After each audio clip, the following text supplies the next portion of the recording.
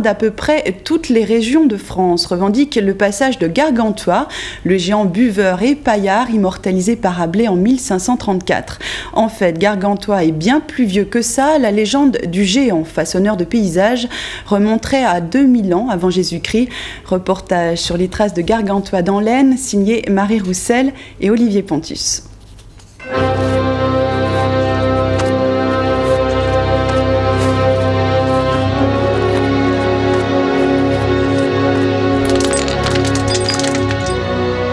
Quelle naïveté, si vous croyez voir ici un imposant amas de rochers, car il s'agit en fait de vulgaires graviers, tombés par hasard il y a quelques milliers d'années de la haute de Gargantua. Le géant venait tout juste de façonner la butte de Laon à quelques kilomètres, et pour fêter ça, il s'était enivré. Et juste à ce moment-là, il y a eu un grand orage qui s'est déclaré. Il a été complètement aveuglé par les éclairs, complètement assourdi par le tonnerre. Et il s'est mis à tituber, à plus savoir ce qu'il faisait. Il a posé un pied sur la butte de Laon, un pied sur la butte de Saint-Gobain, et puis en titubant, il a renversé le restant de sa haute, donc ici, sur la hauteur de Gargantua à Molinchin.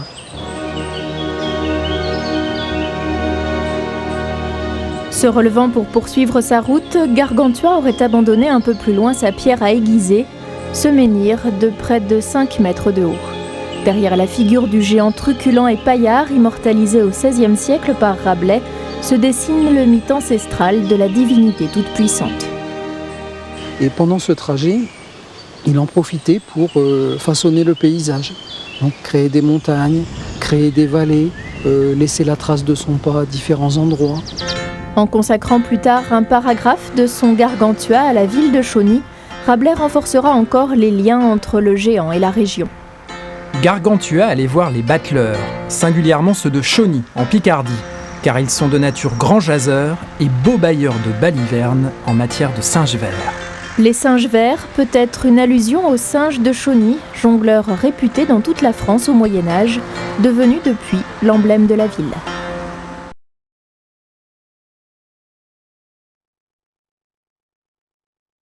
Regardez, on y retrouve la salamandre couronnée, symbole de François Ier, son chiffre, le F feuillagé et couronné, et un certain nombre d'allégories très prisées à la Renaissance. C'est absolument magnifique. Alors il faut emprunter cet escalier pour monter à la chapelle, mais faites attention, regardez où vous mettez les pieds, parce qu'on a le nez en l'air tellement c'est beau.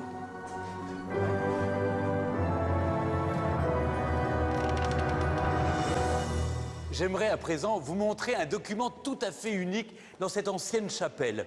Regardez, ce document que vous voyez reproduit sur ce lutrin a fait entrer le château dans l'histoire. C'est l'édit de Villers-Cotterêts. Par une ordonnance signée par François Ier en août 1539, les curés des paroisses sont sommés d'enregistrer les actes de naissance, de mariage et de décès. En quelque sorte, ce sont les débuts de l'état civil. Et ce même document demande à ce que le français, et non plus le latin, soit utilisé dans tous les actes notariés. Regardez, il est dit que les arrêtés soient clairs et entendibles, de prononcer et expédier tous actes en langage françois, parce que grâce à la langue française, à partir de 1539, la justice est compréhensible de tous. Un dernier mot encore sur cette chapelle. C'est vraiment l'exemple unique dans ce château de ce qu'il reste de la beauté des lieux. Aujourd'hui, il ne reste que cette frise, cet ancien hôtel, les armes de France, la salamandre, le F couronné de François Ier.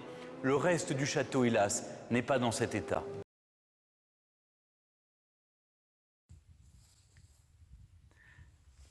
Alors là, nous sommes sur la chaussée Brunehaut, venant de la direction Saint-Quentin, en allant vers la direction Soissons. Qu'est-ce qu'on voit? On se trouve face au dolmen de la Pierre-Lay. On va faire un petit arrêt image. Donc la Pierre-Lay, c'est un dolmen type allée couverte de la civilisation de Seine-Oise-Marne, qui date donc des environs de moins 2500 à moins 1600 avant Jésus-Christ. Il est encore bien préservé.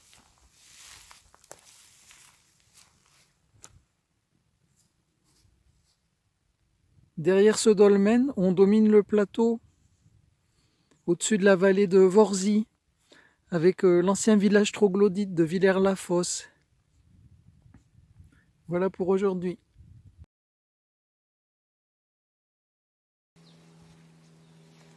On vient de la forêt. Nous, en tant que grands singes, c'est notre milieu d'origine. Et aujourd'hui, on vit dans les villes. Coupé de la nature, on a envie de revenir. On est en train de regarder toutes les médecines douces que peuvent nous donner la nature. Et donc, on est attiré par toutes ces connaissances des arbres. La dendrolatrie, ça part à l'origine du culte des arbres.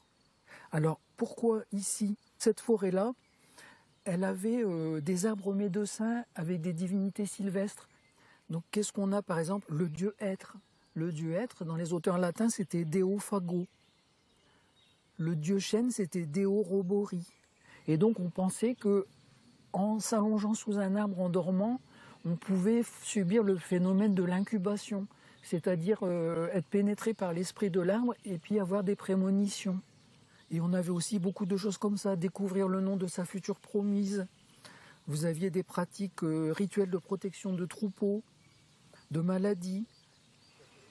Peu à peu, je vais vous parler d'arbre en arbre, d'idolâtrie, de dendrolatrie, et puis aussi de mythologie.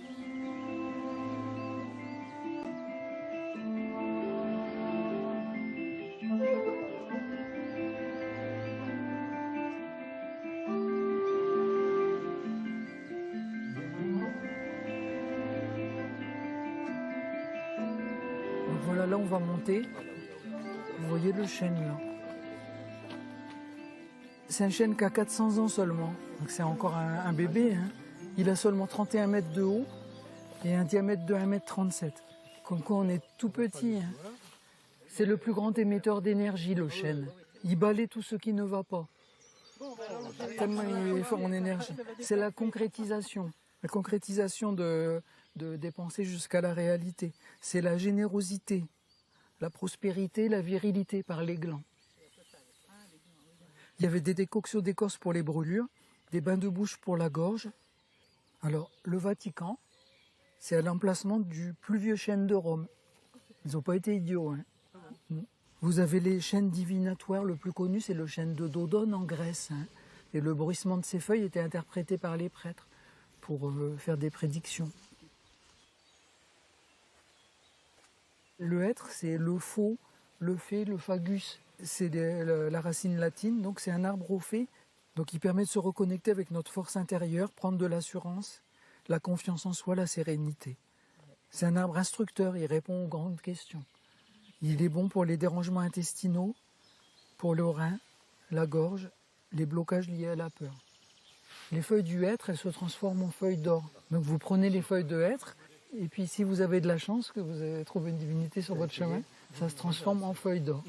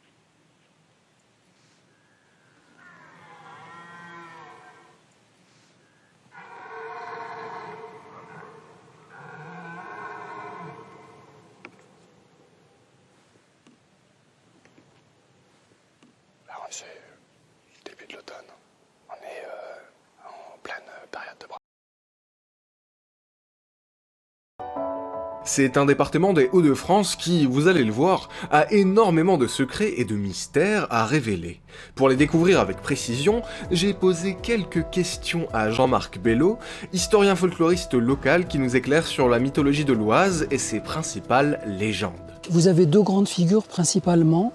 Il s'agit de la Dame Blanche ou la Grande Dame qui passe les hommes vers l'au-delà. Et pour les anciens, l'au-delà c'était vers l'ouest. Donc qui est orienté d'est vers l'ouest. Et puis le grand géant porteur de soleil également, qui suit un certain nombre de parallèles d'est vers l'ouest et dont on a beaucoup de traces dans l'Oise. Donc sur la forêt de Compiègne, vous avez une dizaine de sites très importants. Si on reste au plus important, bien sûr, c'est celui qu'on voit du château de Compiègne. Vous avez une grande trouée verte de 4 km et tout au bout, les Beaumonts. Les Beaumonts, en réalité, c'était l'essaim de la déesse préhistorique, la divinité, un petit peu une sorte de Diane chasseresse, ensuite Bélisama. Et puis même quand Napoléon a fait percer cette trouée pour faire plaisir à son épouse, il avait caché avec un rideau d'arbres et du coup elle n'a rien vu quand elle est arrivée à Compiègne. Il a fait couper les arbres la nuit pour que le lendemain, quand elle se réveille, elle voit cette trouée. Donc vous voyez un peu, le personnage il passe d'une personne à une autre, de cette divinité Bélisama.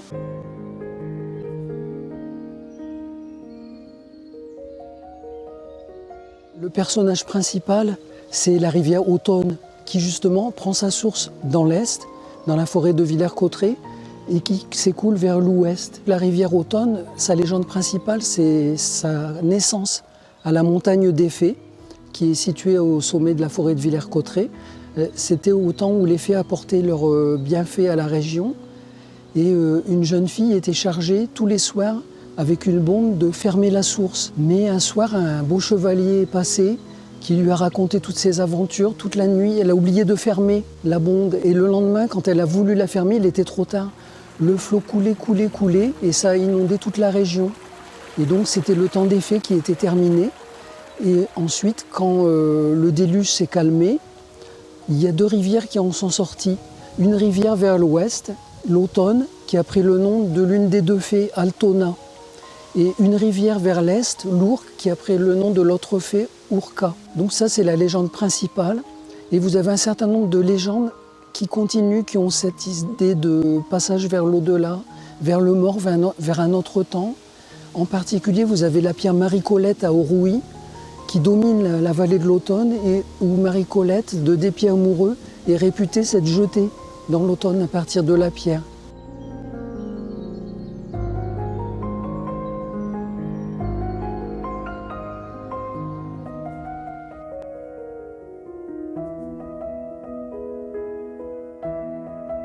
Vous avez la légende du Baudelot blanc. Le Baudelot blanc, c'est un baudet avec un long dos. Il s'approchait des passants qui ne les connaissaient pas, parce que les autres se partaient en courant. Et il les invitait à monter sur son dos. Et puis à chaque fois qu'il voyait un nouveau passant, son dos s'agrandissait, il l'invitait à monter sur son dos. Et quand il avait acéré intérieurement, il se jetait dans l'Autonne pour noyer tout le monde. Également, vous avez le chat qui parle à Montépillois.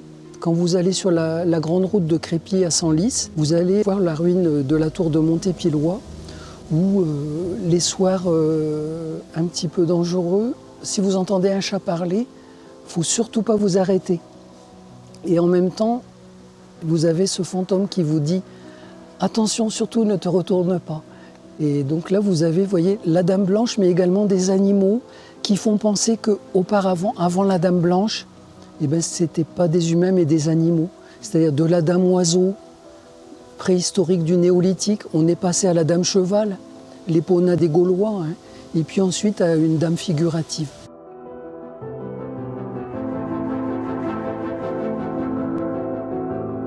Un château datant du XIIIe siècle et aux allures de conte de fées borde les étangs de Comelles. C'est celui de la Reine Blanche. Poétique, mystérieux et qui alimente les légendes de Dame Blanche depuis plusieurs siècles. Le château de la Reine Blanche fut édifié en souvenir de Blanche de Castille, mère de Saint-Louis. Donc c'est quelque chose d'historique. Et elle parcourait la région, donc le nom de la Reine Blanche, associé à la Dame Blanche, le fait que les étangs de Comelles, c'est également dans un creux, humide, certainement avec beaucoup de brume, où vous pouvez entendre du vent par moments. Vous pouvez voir le voile de la dame qui passe à cet endroit-là. Donc ça peut vous y faire penser, sachant qu'il y a beaucoup d'autres endroits toujours sur le même trajet, mais ce n'est pas toujours des dames blanches, ce sont parfois des animaux. Toujours on passe des temps anciens, des peuples chasseurs-cueilleurs qui visaient les lointains, aux peuples qui se sont établis et puis qui ont personnalisé les lieux, hein, chacun avait sa terre, et puis ensuite les envahisseurs à cheval, et à chaque fois on a changé les noms. C'est toujours le vainqueur qui écrit l'histoire. Donc bien souvent, c'est l'histoire la plus récente qu'on retient, mais en grattant un petit peu, on arrive à voir ce qu'il y avait au fil du temps. Puis maintenant, avec le fait qu'on a l'ordinateur, qu'on a les réseaux de communication, toutes les connaissances qui ont été accumulées au fil du temps sont dupliquées, et donc ce sera probablement plus jamais perdu. Bien sûr, ce ne sont pas les tablettes de Sumer, hein. L'informatique c'est peut-être quelque chose qui est éphémère, mais on espère qu'il y aura toujours un support qui va permettre de continuer à garder la mémoire des choses, sans oublier que donc, ce sont les gens qui comptent. Tant qu'il y a une personne intéressée par le sujet, ça continue.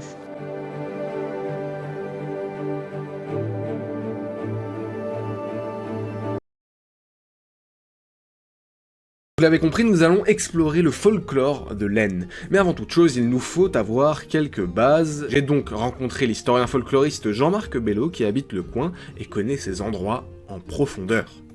Donc nous sommes dans une région qui est en quelque sorte très fibrée de l'Est vers l'Ouest. C'est-à-dire que tous les peuples porteurs de légendes sont venus de l'Est. Et les deux principaux thèmes mythologiques qu'on retrouve, ce sont le géant porteur de soleil, le grand géant Gargantua qui s'en va de l'Est vers l'Ouest, dans le sens du soleil. Et puis la belle dame, la grande dame, la dame oiseau, ou une bête au long dos qui ressemble un peu à une dame, qui va porter les esprits des gens vers l'au-delà, toujours vers l'Ouest. Selon les peuples, ça a changé de nom, mais on a toujours l'archétype qui persiste.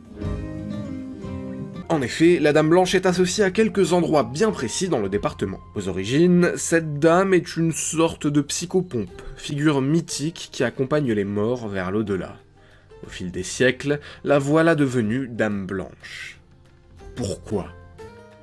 Il y a l'hiver qui est très long, hein. À l'époque, on n'avait pas la lumière, on n'avait pas l'électricité, on avait les bougies, mais c'était quand même restreint au niveau luminosité.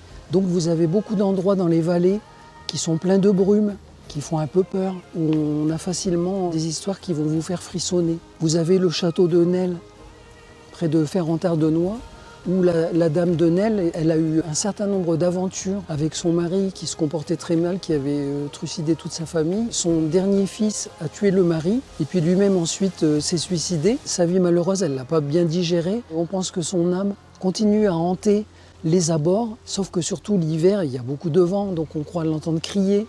On voit toute une brume qui fait un petit peu comme son manteau. C'est cet aspect qui est resté. Ce géant à hotte a, selon la légende, trébuché ici, laissant tomber les roches qui formèrent ce paysage.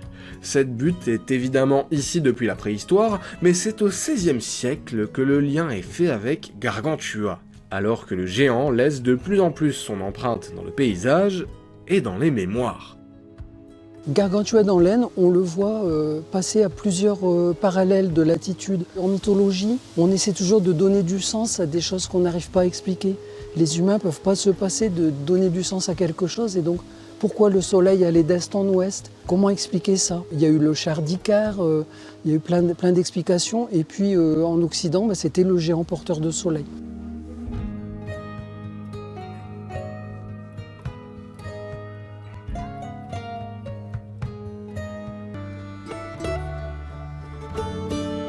Quand les élites des campagnes sont parties vers les villes, les gens un petit peu ont été livrés à eux-mêmes, ils ont continué à transmettre la tradition orale, mais on a perdu un petit peu un fil conducteur. Ça a été renouvelé au 19e avec la grande masse des folkloristes, c'est-à-dire qu'avec l'augmentation de l'éducation, il y avait des instituteurs un petit peu dans tous les villages, mais le soir, ils étaient expatriés, ils s'ennuyaient, et ils collectaient des végétaux, des papillons ou des légendes.